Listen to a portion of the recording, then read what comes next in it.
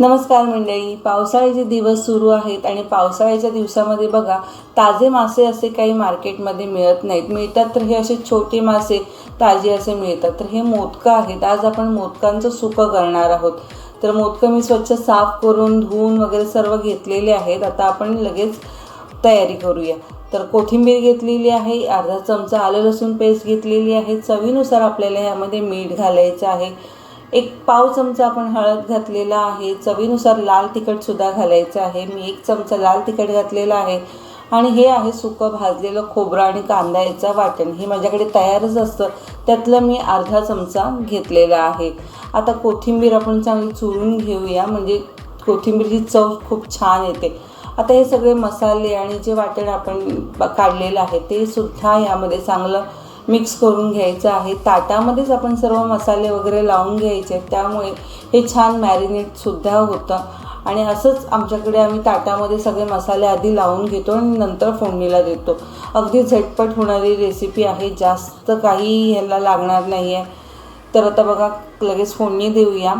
कढई ठेवले, कढईमध्ये थोडंसं तेल घालायचं आहे. आपल्याला अगदी सुकं बनवायचं आहे, त्यासाठी इथे मी 2 ते 3 लसूणच्या पाकळ्या ठेचून घातलेल्या आहेत आणि कढीपत्ता घालायचा आहे. लसूण छान अशी खरपूस होईपर्यंत आपल्याला तळून घ्यायची आहे.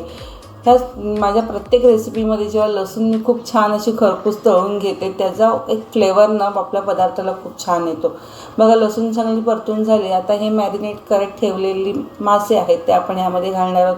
आता आपण सुकं करणार आहोत, त्यामुळे यामध्ये जास्त पाणी घालायचं नाही आहे.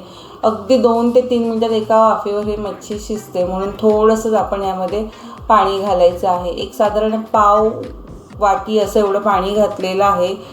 आणि आता हे हलवताना पण सुद्धा आपण हे मासे चमच्याने हलवायचे नाहीत, कारण लगेच ते भांड्याला चिटकले जातात.